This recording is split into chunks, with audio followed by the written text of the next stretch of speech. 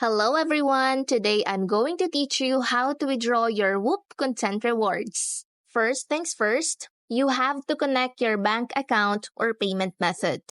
Whoop typically uses Stripe as a primary payment processor. Ensure you have a Stripe account connected to your Whoop account. Head over to your dashboard or settings. This is your central hub for managing your content and earnings. Look for a section that is labeled Payouts. Click on this section. Follow the instructions to securely link your bank accounts or preferred payout methods. Ensure all details are accurate to avoid delays. You also have to understand Whoop's payment threshold. Many platforms have minimum payout threshold. Make sure your content reward earnings have reached this amount to be eligible for withdrawal. Check Whoop's specific terms for this threshold. You also have to be aware of Whoop's review period. Whoops may have a review period, especially for the first-time withdrawals or larger amounts, to ensure compliance with their terms and prevent fraudulent activities. This is a standard security measure. Factors like your account history and the amount being withdrawn can influence this review.